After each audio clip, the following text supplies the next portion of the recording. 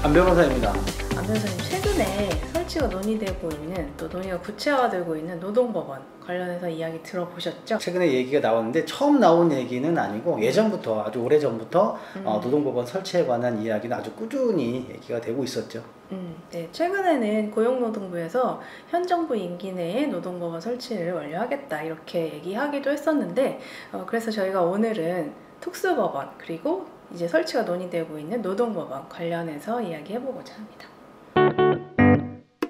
네, 우선 우리나라는 3심제로 운영되고 있기 때문에 뭐 지방법원, 고등법원, 그리고 대법원 이렇게 법원이 있고, 또 특수한 분야의 분쟁을 해결하기 위해서 특수법원이라는 걸 설치해서 운영을 하고 있는데, 뭐 특수법원에 대해서 간단히 설명을 해주실까요? 말씀하신 대로 특수한 분야의 사건을 주로 담당하는 그런 법원을 말하는 건데, 예를 들면 이런 것들이 있어요. 많이 들어들 보셨을 거예요. 뭐 이제 특허나 어떤 상표 이런 것들을 주로 담당하는 특허법원, 그리고 일반 가사 사건이나 소년 사건 이런 것들을 주로 담당하는 가정법원도 있고, 국가나 이런 지자체 이런 행정기관들의 잘잘못을 따지는 행정법원도 있고, 그 다음에 뭐 개인이나 기업의 어떤 채권 채무를 정리해서 새롭게 다시 또 정상적인 생활을 해줄 수 있도록 도와주고 있는 회생법원, 이런 것들이 이제 특수법원으로 일컬어지고 있는 그런 법원들입니다.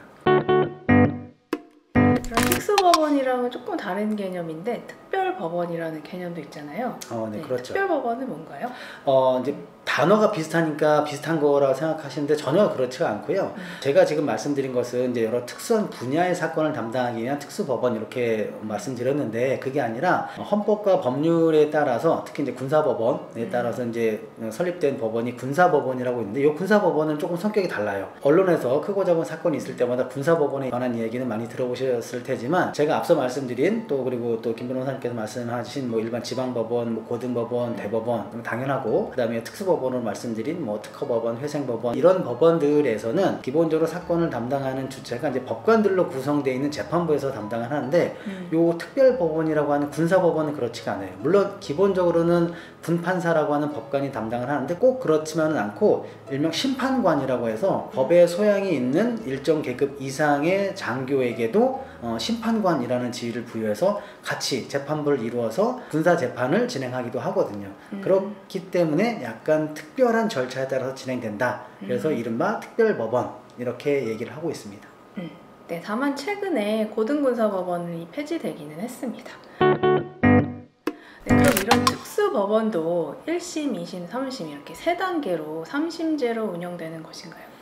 기본적으로는 그렇게 진행이 됩니다. 말씀하신 대로 우리나라에서 3심제라 그러면 1심에서 판결이 나오면 뭐 불복할 수 있고 불복 안 할 수도 있고요. 불복하면 항소심으로 올라가서 이제 2심을 받고, 또 2심 판정에도 불복을 하시려면 이제 상고심인 대법원에까지 가게 되는 그런 3심제로 운영이 되고 있는 건데, 물론 중간에 뭐 포기하셔도 됩니다. 근데 오늘 저희가 말씀드린 특수법원 몇 개 중에서 다 3심제로 운영이 되는데, 근데 특허법원만큼은 예외적으로 특허법원의 판정이 딱 나왔는데 불복하겠다, 그럼 바로 대법원에 상고를 해야 되는 그런 2심제로 운영이 되고 있다는 거, 요거는 한번 주의를 하셔야 될 것 같습니다. 저희가 말씀드린 특별법원이나 특수법원 관련된 내용은 뭐 상식선에서 알고 계셔도 도움이 될 것 같습니다. 그렇죠. 네. 그럼 이번에는 설치가 논의되고 있는 노동법원에 대해서 이야기를 한번 해볼까요? 네, 노동법원을 설립하려는 취지는 뭔가요? 네, 말 그대로 노동 분야에서 전문적인 역량을 갖춘 그런 사법기관을 통해서 노동약자를 구제하는 취지에서 설립하려는 것이죠. 근데 현재 지방노동위원회나 중앙노동위원회에서 이런 역할을 잘 하고 있잖아요. 노동법원을 또다시 별도로 설치하려는 이유는 뭔가요? 지금도 노동위원회에서 노동 관련 사건을 아주 신속하고 전문적으로 처리하고 있다고 보고 있는 분들도 많이 있습니다. 근데 이제 문제가 있어요. 예를 들면 만약 부당해고로 근로자분께서 구제 신청을 했다.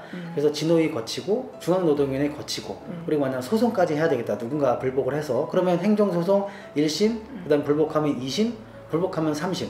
그럼 지금까지 한 거 다 더하면 총 5번을 다투게 된 거거든요. 그래서 이제 5심제라는 말이 사실적으로 나오게 된 거고, 근데 여기까지 해서 그럼 모든 게 다 정리가 되냐? 그렇지 않습니다. 부당해고를 예를 들면 부당해고 기간 동안에 복직은 당연히 시켜야 되고, 부당해고 기간 동안에 주지 못한 임금 상당도 지불해야 되는데 복직도 시키지 않고 임금도 주지 않고 그냥 버티고 있는 사용자가 있다면 행정소송을 거쳤다고 하더라도 강제적으로 어떻게 할 수 있는 방법은 없습니다. 사실은. 그렇기 때문에 적어도 그 해고 기간 동안에 임금을 난 강제로 꼭 받아야 되겠다 그러시면 다시 민사소송 1심, 2심, 3심까지도 거쳐야 되는 경우가 있을 수 있습니다. 그럼 앞서 말씀드린 것과 제가 지금 말씀드린 것을 다 더하면 총 8번을 싸워야 되는 경우가 있을 수도 있다는 거예요. 그래서 5심제니 8심제니 이런 말들이 나오고 있는 거거든요. 이런 것들이 현재 운영되고 있는 노동위원회의 구제신청 제도의 약간 불합리한 점이다. 뭐 이렇게 보고 있습니다. 그렇습니다. 노동법원이 설치된다면 법원에서 해고의 정당성뿐만 아니라 임금 상당의 지급에 대해서도 판단을 받을 수 있기 때문이겠죠. 또 노동법원 설립을 주장하는 측에서는 행정법원에서 다투고 있는 부당해고 구제 재심판정 취소 소송의 어떤 구조에 대해서 비판하는 의견도 많이 있는데 간단하게 설명해 주실까요? 네, 이게 조금 어렵게 들릴 수는 있습니다. 이제 해보신 분들은 아마 금방 피부로 와 닿으실 텐데 예를 들어서 말씀을 드리면 부당해고를 해서 진호위, 중노위를 다 거쳤어요. 근데 이제 행정소송이 딱 들어왔는데 부당해고에서 행정소송 왔다는 것은 사용자든 근로자든 누군가 불복을 했다는 얘기거든요. 그럼 불복을 하면 피고로 누군가를 지정을 해야 되는데 우리 법에서는 피고로 중앙노동위원회 판정이기 때문에 중앙노동위의 판정을 내린 중앙노동위원회 위원장을 피고로 삼게 돼 있습니다. 근데 이 사건을 가만히 보면 실질적인 분쟁의 당사자는 중앙노동위원회 위원장이 아니에요. 사용자하고 근로자인 거지. 근데 이 둘이 싸울 수 없게끔 돼 있습니다. 구조적으로. 그렇기 때문에 사용자가 됐든 근로자가 됐든 중앙노동위원회 판정에 불복을 하면 중앙노동위 위원장을 피고로 삼아서 소장을 작성해서 행정소송에 딱 제기를 해야 되는 거거든요. 근데 그렇게 끌려 나온 중앙노동위 위원장 이제 송무 담당관들이 오는데 송무 담당관은 이게 자기 사건이 아니에요. 사실적으로는. 근데 그냥 앉아만 있게 되는 거죠. 그러니까 진짜 마음이 급한 사람은 실제 소송의 당사자인 사용자 또는 근로자이기 때문에 그런 분들이 보조 참가 형식으로 그 소송에 들어올 수밖에 없거든요.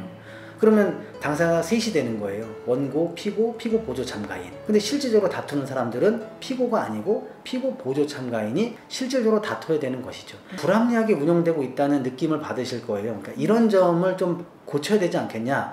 다른 법원에서 다르게 판단해야 되는 거 아니냐. 이런 얘기가 꾸준히 제기됐던 것이죠. 이에 관해서 노동법원 설치에 반대하는 의견도 물론 있는데 어떤 내용일까요?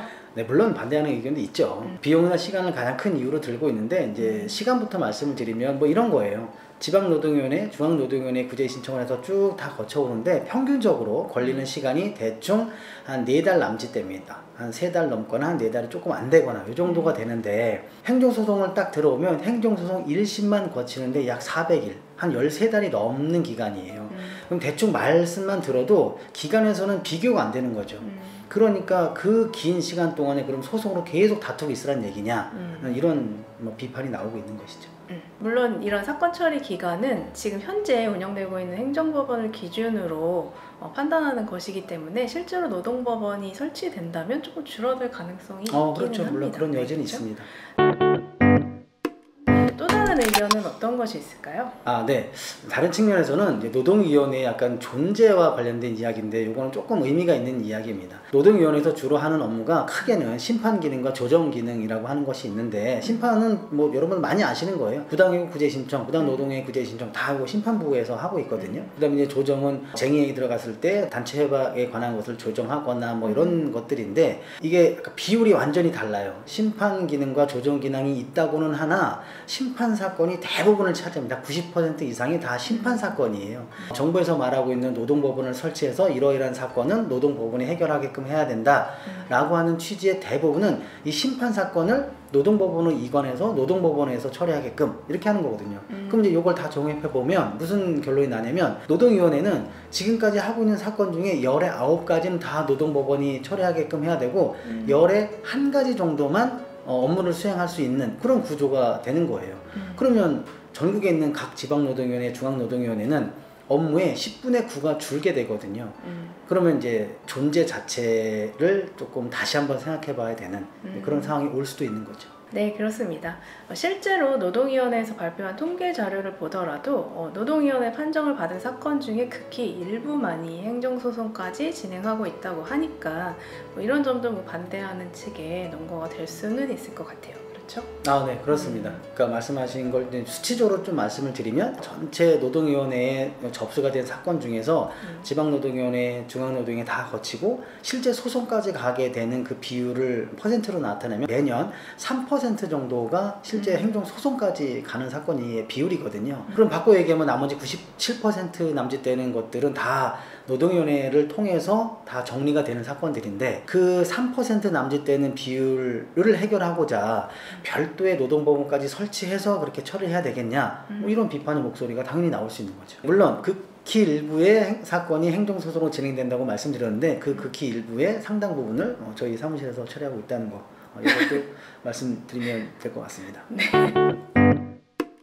네, 오늘은 최근 구체적으로 논의되고 있는 노동법원과 관련해서 이야기를 해봤는데요. 아직 논의 단계이긴 하지만 오래전부터 주장되어 온 것이기도 하기 때문에 구체적인 계획이 어떤 내용으로 언제 발표될지 좀 궁금하기는 합니다. 네, 그렇습니다. 찬반 논의가 있기는 하나 현재 노동분쟁 시스템을 보다 실질적으로 개선하는 방향으로 도입이 되었으면 좋겠습니다. 네, 오늘 영상도 도움이 되셨다면 구독과 좋아요 그리고 알림 설정 부탁드리겠습니다. 감사합니다.